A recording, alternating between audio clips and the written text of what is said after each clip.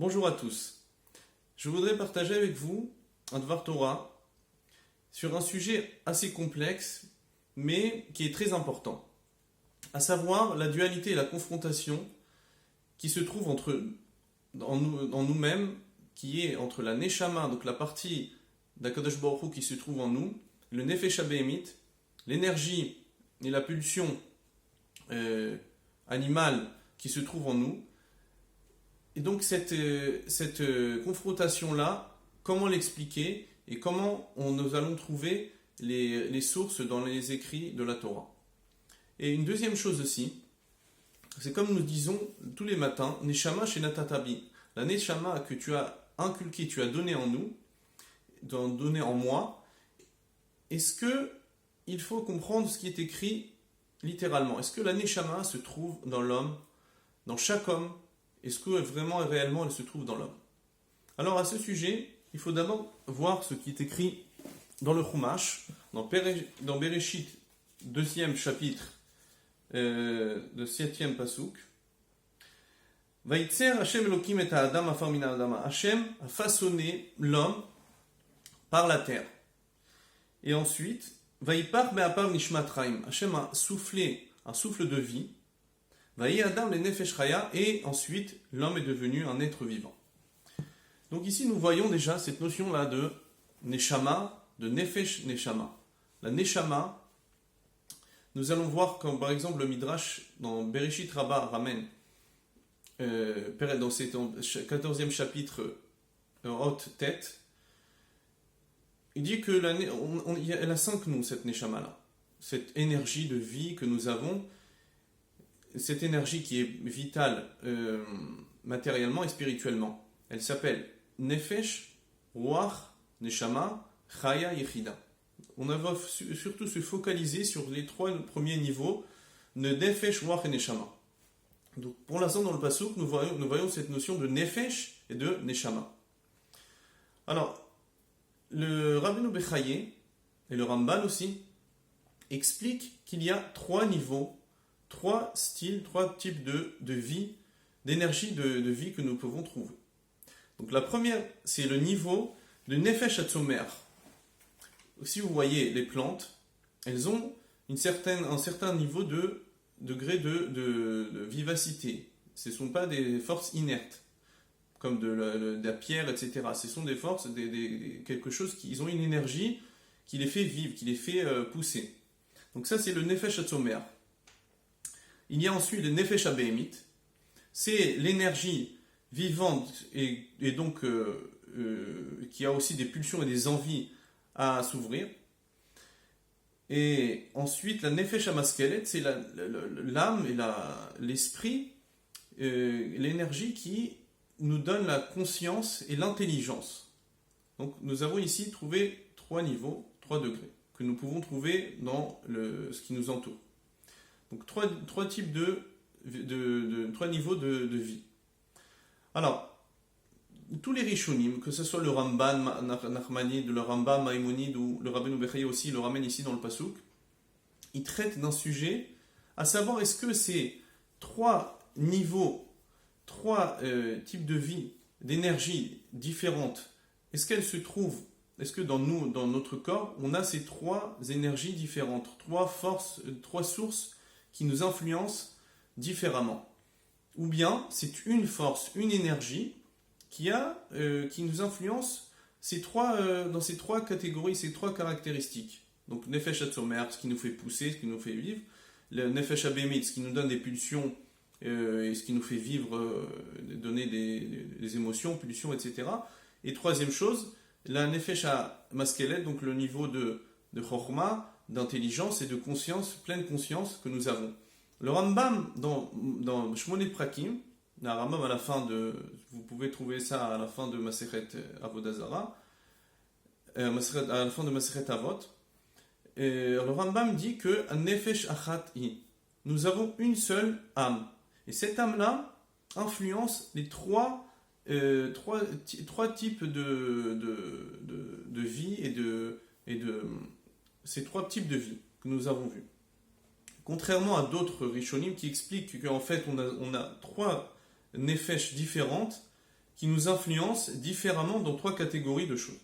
Bon, en tout cas, le Rambam il dit que cette Neshama-là que nous avons, elle nous influence directement à ces 3 choses-là, 3 forces-là. Donc ça c'est pour le Rambam. Et le Rambam aussi dans le Chot Yesod de la Torah, pour vous remarquer, c'est qu'il dit que en fait, la Neshama, lui il appelle Neshama au degré un peu moins élevé que le Nefesh. Il dit par exemple, quand la Neshama sera perdue, quand le corps, quand une personne meurt, sa Neshama aussi, a priori ce qui est écrit ici, c'est qu'elle disparaît.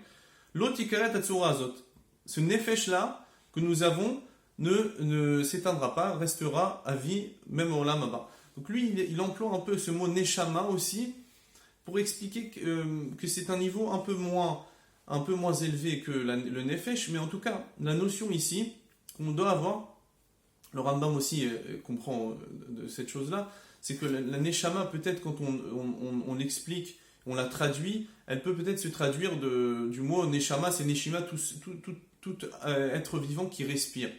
Donc c'est de ce point de vue-là qu'il dit que la Neshama, elle est un peu moins élevée que le Nefesh. Mais en tout cas, il veut dire la même chose. C'est que la Neshama, que nous comprenons, la Neshama, ce qui est spirituel, elle reste, et donc ce qui est spirituel, quand on a parlé de conscience et d'intelligence, cette spiritualité, elle reste même après la mort. Donc ça, c'est pour le Rambam et le Rabbeinu Bechaye. Et le Rabbeinu Bechaye explique que le Nefesh et le Ruach, donc le Nefesh et le Ruach, c'est quoi le Ruach? Il va expliquer que c'est quelque chose, c'est quand on va traduire ça par l'esprit. Le Nefesh, c'est ce qui a l'énergie pulsionnelle, l'énergie de vie de chaque même animal qu'il peut y avoir. Il y a un degré un peu plus élevé, le Ruach, qui est quelque chose de plus subtil. Mais lui, il dit que dans le Nefesh HaBehemit, les animaux aussi ils ont un Ruach. Nefesh et Ruach. Ça, c'est ce qu'on appelle le Nefesh HaBehemit. C'est l'esprit, donc l'énergie Behemit que nous pouvons trouver dans les animaux aussi. Il dit comme ça. Nefesh HaBehemit, in Nefesh Hamit-Ava Ma'achal V'Mishte V'Mishgam V'Ashena V'Akas. Donc, ce Nefesh HaBehemit, c'est ce qui donne l'envie de remplir, d'assouvir ses besoins pulsionnels, etc. Et ça, il dit Nefesh Veruach. C'est appelé Nefesh et Ruach. Et ça peut être aussi par rapport aux midot. Les midot peuvent être aussi appelés Ruach, parce que c'est quelque chose qui sont un peu plus que l'envie. Par exemple, quelqu'un qui cherche des honneurs, etc. C'est pas une envie de pulsion comme ça, bestiale, ou quelque chose de très matériel. C'est plutôt aussi quelque chose de Ruach. On peut parler des midot, c'est plutôt le Ruach. Bon, ça peut se trouver aussi dans les behemoth, dans les animaux.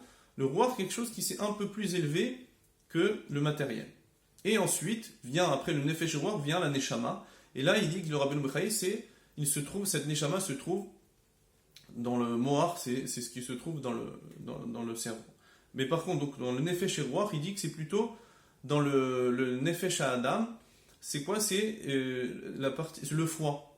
Dans le foie, on peut retrouver le Nefesh et le Ruach, ils vont apparaître, ça veut dire son fonctionnement est caractérisé par cette chose-là, c'est qu'on utilise le Nefesh, le foie, c'est la partie dans laquelle on traite le sang, et le sang, c'est ce qui fait vivre l'homme, et ce qui fait entièrement vivre l'homme, donc c'est le Nefesh et le Ruach. Et la Neshama, par contre, ça va être plutôt quelque chose qui est plus subtil, donc c'est le Mohar, quelque chose qui représente l'intelligence, etc. Donc, nous avons ici, pour résumer, dans Rabbeinu Bechaye, le Nefesh et le Ruach qui sont caractérisés et dans lesquels nous pouvons trouver la fonctionnalité du Nefesh et Ruach dans le Kaved, donc dans le foie, c'est parce qu'on dit Adam ou un Nefesh, le sang est appelé le Nefesh, et dans la Neshama, nous pouvons voir que la Neshama se manifeste dans le moar, par la compréhension, etc. Donc elle a une influence sur notre compréhension des choses et notre conscience. Donc c'est plutôt, quand on parle de moar, donc dans le cerveau ou bien dans le foie, c'est plutôt des choses pour nous donner un exemple. C'est pas que la neshama se trouve que dans le moar, ou bien que le nefesh ruach se trouve que dans le foie. C'est plutôt pour donner une idée et de quelle manière il se manifeste la neshama et de quelle manière se manifeste le nefesh ruach. Donc ça c'est pour le Rabbeinu Bechai. Mais maintenant on va essayer de comprendre un peu plus profondément de manière quelque chose qui peut nous toucher dans notre vie de tous les jours. Quelle est l'importance de savoir où se trouve la neshama? Est-ce que j'ai une neshama? Quel est le rapport avec le ruach, les neshama? Donc nous allons trouver ici le Nefesh HaChaim, très très important, qui traite du sujet, à savoir que il est écrit dans la Gemara que la neshama ressemble, dans la Gemara dans Sanhedrin, la neshama ressemble. On a donné un mashal, une illustration. On a illustré le nefesh ruach le neshama par le fait que nous avons quelqu'un qui fait en vitrier. Quelqu'un qui fait des Donc la Gemara donne une illustration d'un souffleur de verre qui souffle dans un verre pour faire un keli, klisruchit. Donc la neshama, c'est appelé un neshama. Donc le Nefesh HaChaim explique que la neshama c'est la respiration, ça veut dire la respiration ichora d'Akadosh Baruch Hu, qui se trouve une partie de lui-même. Man de nafar, mais dit les nafar. Celui qui souffle, il souffle une partie de lui-même. Donc c'est la partie de neshama, de neshima, la respiration. Et le souffle qui se trouve chez Akadosh Baruch Hu qui vient chol. Et donc la deuxième étape, deuxième processus, c'est le ruach. C'est quand il va souffler, c'est l'acte de souffler dans le verre. Et le nefesh, si on traduit le nefesh, c'est vaïnafash. Nefesh, c'est quelque chose de repos, sur le repos. Donc c'est l'endroit où va se reposer la neshama d'une certaine manière. Donc il y a ici trois étapes. Le neshama, donc le neshima, le ruach et le nefesh. Alors, le nefesh HaChaim, il dit que par exemple, si vous connaissez cette notion-là, on a bria, yetzira, asiya, un peu dans la Kabbalah, des moussagim de Kabbalah, des notions de Kabbalah. On voit ça par exemple dans la tfila, sans rentrer trop dans les détails, mais c'est plutôt des niveaux de Gdusha qui se diminuent par étape. Donc Akadosh Baruch Hu diminue la Kedusha par étape. Donc Bria, Yitzira, Asiya. Il y a aussi cette notion-là qu'on essaye de faire un parallèle. C'est Marshava, Dibur, Maaseh. Penser, parler et action. Le Nefesh HaChaim explique que ces notions-là de Nefesh ruach et Neshama, de pensée, parole et action, c'est ce qui symbolise on peut les trouver, ils se manifestent dans plusieurs parties du corps. Donc ils se manifestent, par exemple, pour le nefesh, c'est ce qui est encore une fois dans le foie. Parce qu'on peut dire Adam ou nefesh, c'est le sang, par le sang que tout le corps peut... s'il y a une partie du corps qui n'est pas remplie de sang, qui n'est pas irriguée par le sang, eh ben elle peut mourir. Donc ça c'est le nefesh. Le ruach, donc c'est plutôt quelque chose qui, on a dit qu'on allait traduire ça par l'esprit, et c'est le ruach, c'est quelque chose qui symbolise la parole. Parce que le ruach, quand on parle, c'est la parole, c'est le souffle. On va souffler en même temps que ruach memalela, comme il est écrit dans le Targum Onkedos. Et donc c'est la parole, c'est ce qui symbolise la parole. Donc la parole aussi c'est plus subtil, c'est moins matériel que le nefesh. Le nefesh c'est quelque chose qui fait vivre vraiment le matériel, qui est vraiment gas, qui est très quelque chose qui est beaucoup plus matériel que le ruach. Et ensuite vient la neshama. Neshama c'est le neshima, qui se trouve dans le mort. dans la tête, sur le côté de la tête, au côté du cerveau. Donc nous avons ici 3 niveaux un peu différents du Rabbeinu Bechaye, parce que le Rabbeinu Bechaye dit Nefesh Ruach, ça va être ensemble, ça va être plutôt dans le kaved, dans le foie, alors que le Nefesh Chaim ici, il va expliquer que c'est le Nefesh Ruach Neshama, ça vient du mot, c'est comme si vous allez voir, c'est l'initiale de Meler. Donc Moach, Lev, Kaved. Moach, c'est le cerveau, Lev, c'est le cœur, et Kaved, c'est le foie. Donc celui qui fait en sorte que ce soit le Meler, le Moach, le cerveau qui domine le Lev et le Kaved, donc il sera le roi, Meler. Ce qui n'est pas le cas si c'est plutôt le côté de Nefesh Abémit. Donc on a dit que c'était le Kaved. Et ben c'est quoi? C'est, si vous faites le contraire, c'est Klum, c'est Kalem. C'est quelque chose qui, la personne en fait, elle n'existe pas. Elle n'est rien parce qu'en fait elle va suivre entièrement ses désirs et ses pulsions de la Nefesh Abémit, de l'énergie animale, l'énergie vitale animale que nous avons tous. Donc, alors, ce qui est le plus important, ce que je voulais partager avec vous, c'est 2 choses que nous voyons dans le Gaon de Vilna et dans le Roi Chaim. Alors, à savoir, donc nous avons dit, est-ce que la Neshama se trouve en chacun de nous, littéralement, comme nous avons dit, Neshama Shenata Tabi Teorai. Alors, le Gaon de Vilna et le Nefesh Chaim disent que réellement, la Neshama, elle est quasiment. Nous avons quasiment aucun rapport avec notre Neshama, et l'influence de notre Neshama, elle est très très très infime et minime comparée à d'autres personnes. Alors, à ce sujet, vous allez voir dans Shar Aleph Perek Tetvav, dans le Nefesh Chaim, il dit comme ça. Depuis le chet de Adam Arishon, nous sommes descendus à 2 degrés, 2 niveaux de Nefesh. Donc le Nefesh et le roi. Comme il est écrit, qu'Akadosh Baruch Hu, après qu'Adam Rishon a fauté, Hachem a posé sa main sur lui, et Meato al Shnekomot, il l'a descendu à 2 niveaux. Et c'est quoi ces 2 niveaux-là? C'est les 2 niveaux de le Nefesh et le roi. Et effectivement, comme le Gaon de Vilna dit dans Sefer Yetzira, donc il est ramené dans le Sefer Yetzira, Perek Aleph, même Aleph, Adam Neshama Nelemet Meod Vikach Hayoto ou Minaruach. Principalement, nous vivons du roi, de l'esprit.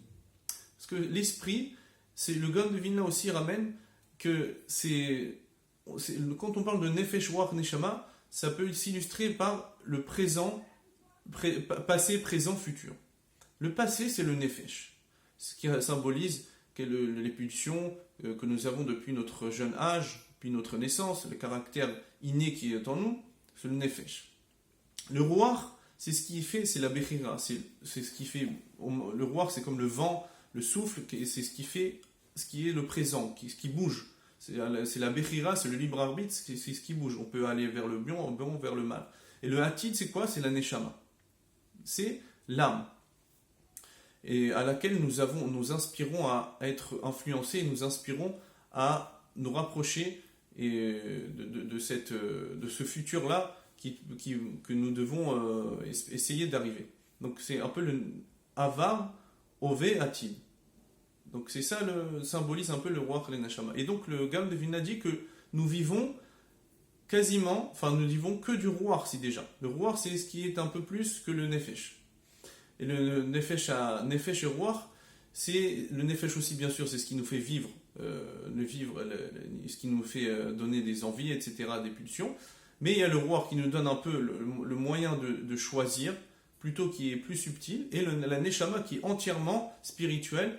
Mais, comme il le dit ici, le Nefesh Chaim, clairement, il dit Vezulato lo zachai la shumadam.